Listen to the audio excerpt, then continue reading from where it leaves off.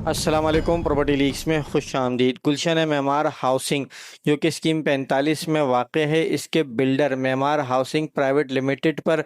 Board of revenue اور M D A یعنی Malir development authority کی جانب سے یہ الزام عائد کیا گیا کہ انہوں نے اس اسکیم میں گورنمنٹ کی تقریباً 150 ایکڑ اضافی زمین شامل کی ہے، یعنی کہ قبضہ کی ہے۔ اب یہ جو 150 ایکڑ زمین ہے، یہ معمار کے کن کن سیکٹرز میں واقع ہے اور اس پر جو ایف آئی آر درج کی گئی ہے اس پہ معمار ہاؤسنگ والوں نے کیا جواب جمع کرایا ہے، بورڈ آف ریونیو کا اس پہ کیا موقف ہے، اور جو ایف آئی آر درج کی گئی تھی اس میں کورٹ نے جو ہے کیا آرڈر جاری کیا ہے، ان تمام معاملات کو آج کی ویڈیو میں سمجھنے کی کوشش کریں گے۔ ویڈیو کو آخر تک دیکھیے گا۔ اس پر سب سے پہلے ان دو اداروں کو تھوڑا سا سمجھنے کی کوشش کرتے ہیں جنہوں نے معمار ہاؤسنگ پر یہ الزام لگایا ہے، جس میں سب سے پہلے آتا ہے board of revenue Sindh. Board of revenue Sindh جو ہے وہ سندھ کی سرکاری زمینوں کا مالک مانا جاتا ہے، جسے ریونیو کی زبان میں ناکلاس اور ناقبولی زمینیں کہا جاتا ہے۔ یہ ان زمینوں کو صوبے کے ریونیو میں اضافے کے لیے 10 سال، 20 سال، 30 سال پر پولٹری فارمنگ، فش فارمنگ وغیرہ کے لیے لیز پر دیتا ہے، اور ریزیڈینشل، کمرشل اور انڈسٹریل پرپس کے لیے یہ گورنمنٹ اور پرائیویٹ اداروں کو بھی یہ زمینیں 99 سالہ لیز پر دیتا ہے۔ جبکہ دوسرا ادارہ ایم ڈی اے ہے، یعنی ملیر ڈیولپمنٹ اتھارٹی۔ یہ ادارہ شہری حدود میں آنے والی زمینوں کا کنٹرول بورڈ آف ریونیو سے حاصل کرتا ہے اور پھر اس پر مستقبل کی شہری منصوبہ بندی کرنے کے لیے اس کا ماسٹر پلان بناتا ہے۔ ماسٹر پلان بنانے کے لیے ان زمینوں کا سروے کرتا ہے، اور سروے کے دوران وہاں پر موجود تمام ایسی زمینیں جو فکس ہوتی ہیں، یعنی کہ قبرستان کی زمینیں، ندی، نالے وغیرہ یا دریا وغیرہ کے راستے، اور اسی طرح جو صدیوں پرانے گوٹ ہیں ان کو جو ہے ان کا سروے کرتا ہے، اور ان کے آنے سے پہلے جو پروجیکٹس ہوتے ہیں یا جو بلڈرز کی زمینیں ہوتی ہیں ان سب کو جو ہے نوٹ کرتا ہے، اور جو بلڈرز کی زمینیں ہوتی ہیں نا ان کو سیکٹر میں ایڈجسٹ کرتا ہے، کیونکہ یہ شہری منصوبہ بندی جو ہے باقاعدہ پلاننگ کے ذریعے ہوتی ہے، ماسٹر پلان بنتا ہے اور پھر اس کو سیکٹر وائز جو ہے ڈیوائڈ کر دیا جاتا ہے، تاکہ ایم ڈی اے کے لیے آسانی ہو کہ کہاں پہ رہائشی سہولتیں دینی ہیں، کہاں پہ کمرشلز، اور کہاں پر جو ہے بڑے بڑے ایمینٹیز رکھنی ہے، اور کہاں پر انڈسٹریز کے لیے زمینیں مختص کرنی ہیں۔ تو اس طرح یہ پراپر ایک ماسٹر پلان بناتا ہے۔ یہ ان دونوں اداروں کا مختصر تعارف تھا تاکہ یہ ڈسپیوٹ سمجھنے میں آسانی ہو۔ وہ جو سندھ ہائی کورٹ کا فیصلہ ہے گلشن معمار کے اس ڈسپیوٹ سے متعلق، جس کی وجہ سے گلشن معمار کا یہ ڈسپیوٹ جو ہے سوشل میڈیا پہ کافی ہائی لائٹ ہوا، تو اسکرین پر آپ کو اس کا پہلا پیج نظر آ رہا ہے۔ اوپر اس سے جو متعلقہ وکیل حضرات ہیں وہ ہیں، اور نیچے جو ہے ڈیٹ آف ہیئرنگ پہلی 12 مئی 2025 ہے، اور ایک ہفتے بعد ہی اس کا آرڈر دے دیا گیا 19 مئی 2025 کو۔ اب آرڈر میں جو جج صاحب ہیں وہ شمس الدین عباسی صاحب ہیں، انہوں نے جو آرڈر دیا ہے اس میں صاف لکھا ہوا ہے کہ جو سندھ پبلک پراپرٹی ایکٹ ہے اس کے تحت سیکشن 3(1) کے تقاضوں کو پورا کیا گیا ہے۔ اب 3(1) کے جو بنیادی تقاضے وہ کیا ہے؟ دیکھیں، جو سرکاری زمین ہوتی ہے، اگر مجاز افسر کو سمجھ آتا ہے کہ یہ قبضہ کی سرکاری زمین ہے اور اس پر قبضہ کیا گیا ہے، تو جو افسر ہے، جو اتھارٹی ہے، وہ پہلے یہ کنفرم کریں گی کہ یہ سرکاری زمین ہے، یعنی اس کا سروے وغیرہ کیا جائے گا، جو ریکارڈ ہے اس کو چیک کیا جائے گا، اور پھر اس کے بعد جو ہے جو قابضین ہے یا جو کمپنی وغیرہ ہے، جو بھی قابض ہیں، شخص ہے یا کمپنی ہے، اس کو نوٹس جاری کیے جائیں گے، اور اس کے بعد بھی اگر کوئی ان کی طرف سے جواب نہیں آتا ہے تو پھر جو ہے آگے کی کارروائی کی جائے گی، یعنی کہ ایف آئی آر درج کیے جائیں گے۔ تو یہاں بھی جو ہے جج صاحب نے کہا ہے کہ بنیادی جو انکوائری ہے، مینڈیٹری ریکوائرمنٹ آف سیکشن 3(1) وہ پوری کی گئی ہے، اور پھر 2 ایف آئی آر درج کی گئی ہیں۔ ایک ایف آئی آر جو ہے وہ 16/10/2024 کو، اور دوسری جو ہے 15/10/2024 کو درج کی گئی ہے، اور دونوں ایف آئی آر جو ہیں یہ اسٹیٹ کی طرف سے، یعنی گورنمنٹ کے اداروں کی طرف سے، ایک تو ایم ڈی اے کی طرف سے جانب سے درج کی گئی ہے، اور ایک بورڈ آف ریونیو کے گلزار ہجری کے مختار کار کی جانب سے درج کی گئی ہے۔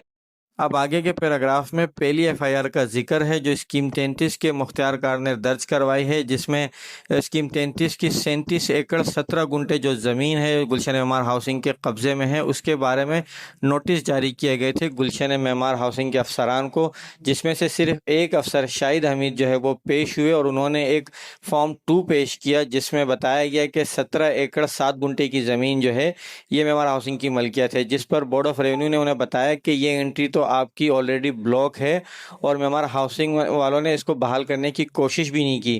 تو اس طرح 17 ایکڑ 7 گنٹے بلاک کی انٹری ہے اور 20 ایکڑ 12 گنٹے جو ہے یہ کلیئر اسٹیٹ لینڈ ہے، یہ قبضے میں ہے. تو اس کا پھر جواب نہ دینے کی صورت میں جو ہے یہ ایف آئی آر درج کی گئی ہے اسکیم 33 مختار کار کی جانب سے. اسی طرح آگے کے پیراگراف میں دوسری ایف آئی آر کا ذکر ہے جس میں بتایا گیا ہے کہ جو دوسری زمین 128 ایکڑ یہ اسکیم 45 میں آتی ہے اور یہ ایم ڈی اے کا کنٹرول ایریا ہے. دے تیسر میں یہ نا کلاس 114 اور نا کلاس 127 میں بتائی جا رہی ہے، لیکن یہ نا کلاس 127 جو ہے یہ غلط ہے. یہ صحیح نمبر نا کلاس 137 ہے دے کے نقشے کے حساب سے. تو اس کے بھی نوٹس جو ہے وہ ایم ڈی اے کی جانب سے معمار ہاؤسنگ کے افسران کو بھیجے گئے تھے، جس کے جواب نہ دینے پر پھر دوسری F I R M D A کی جانب سے درج کی گئی.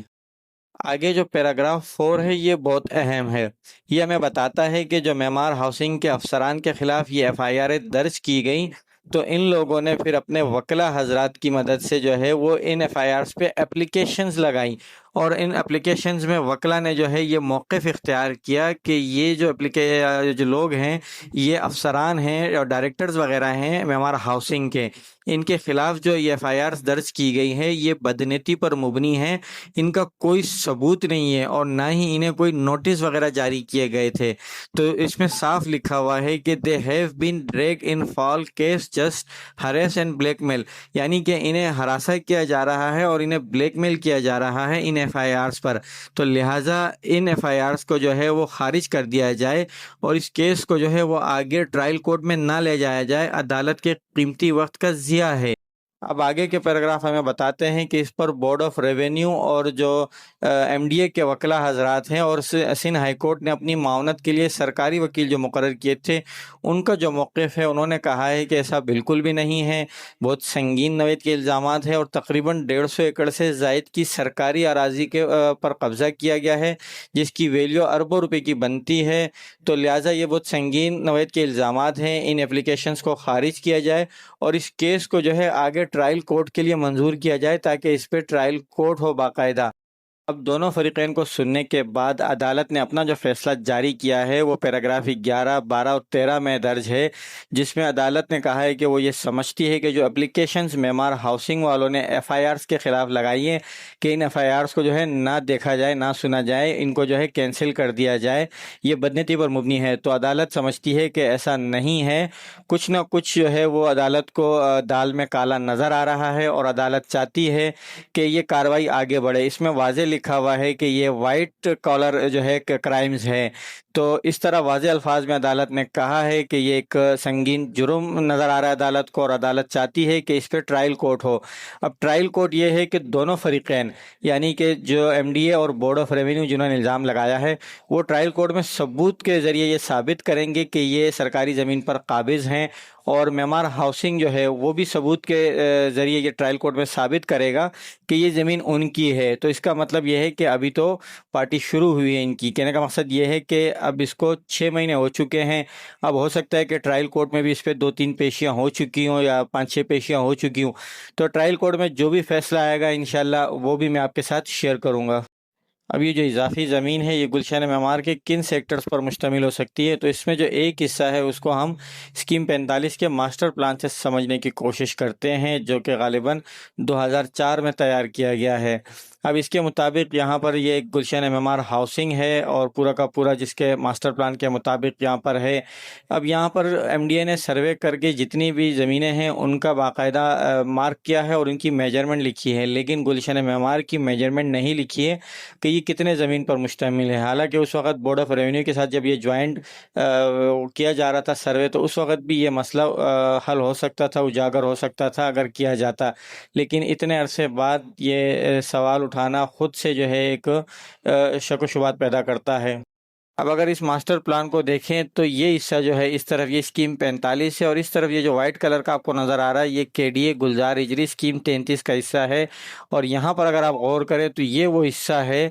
جو کہ جس پر کے ڈی اے اسکیم 33 کے مختار کار نے ایف آئی آر درج کی ہے معمار ہاؤسنگ کے خلاف، اور یہ سیکٹر زیڈ میں آتا ہے. یہ چھوٹا سا حصہ ہے. اچھا یہاں پہ اب اس کے رقبے کا تعین کرنا بھی مشکل ہے. اس کی وجہ یہ ہے کہ اگر اس ماسٹر پلان کو دیکھیں ایم ڈی اے کے تو یہاں پر گلشن معمار کا یہ سیکٹر زیڈ ہے اور اس کے سامنے یہ روڈ 150 فٹ روڈ دیا ہوا ہے. لیکن اگر ہم گوگل ویو میں اس حصے کو دیکھیں تو یہ جو بلیک کلر کی لائن ہے اس کے اس طرف یہ گلزار ہجری اسکیم 33 ہے اور اس طرف ایم ڈی اے اسکیم 45 ہے, اور یہ وہ حصہ ہے جس پہ ڈسپیوٹ ہے. اور میرے اندازے کے مطابق یہ 8 سے 10 ایکڑ زمین ہے, کیونکہ یہ جو ایریا ہے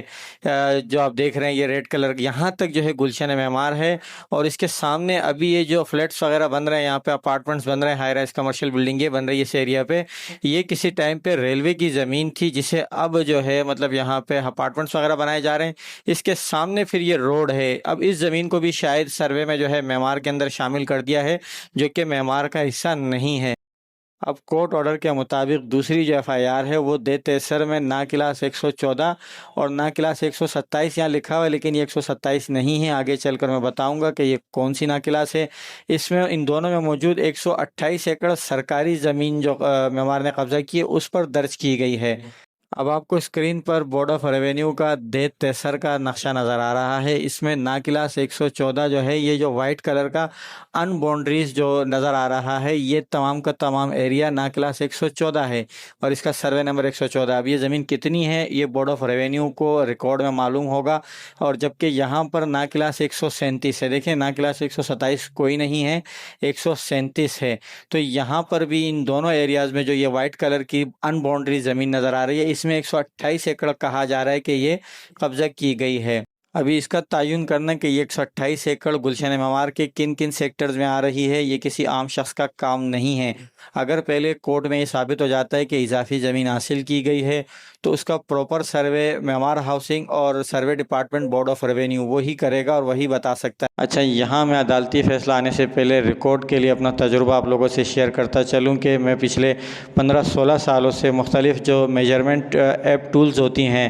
سیٹلائٹ بیس وہ یوز کرتا ہوں. آپ نے میری ویڈیوز میں مارکنگ وغیرہ دیکھی ہوگی, میں مارک کرتا ہوں اس طرح. تو میں نے گلشن معمار پہ بھی اس طرح مارکنگ کی ہے اور میں نے جو اس کی میجرمنٹ کی ہے تو اس میں نے جو ایکسٹرا زمینیں ہیں وہ میں نے پراپر طریقے سے چھوڑ دی ہیں. اور جو گلشن معمار جو موجودہ ہے, جو اس کا ماسٹر پلان ہے, ان کی ویب سائٹ سے میں نے لیا, وہاں سے پھر میں نے مارکنگ کی وغیرہ. تو وہاں سے مجھے یہ اندازہ ہوا کہ یہاں پہ جو گلشن معمار دعویٰ کرتا ہے کہ ان کی 1023 ایکڑ زمین ہے, تو اس سے جو ہے مجھے کچھ نہ کچھ یہاں پہ زیادہ نظر آ رہی ہے. گورنمنٹ کا جو دعویٰ ہے وہ تقریباً کوئی 250 ایکڑ زمین کا دعویٰ ہے, 128 ایکڑ اور 40 ایکڑ کا. لیکن میرے حساب سے تقریباً 100 ایکڑ زمین یا 100 سے کچھ اوپر نیچے جو ہے وہ معمار ہاؤسنگ کے کنٹرول میں ہے. اگر آپ ریل اسٹیٹ کے حوالے سے اس طرح کی مزید معلوماتی ویڈیوز دیکھنا چاہتے ہیں تو میرے چینل کو سبسکرائب کیجئے, ویڈیو کو زیادہ سے زیادہ لائک کیجئے اور زیادہ سے زیادہ دوستوں میں شیئر کیجئے. مکمل ویڈیو دیکھنے کا شکریہ. اللہ حافظ.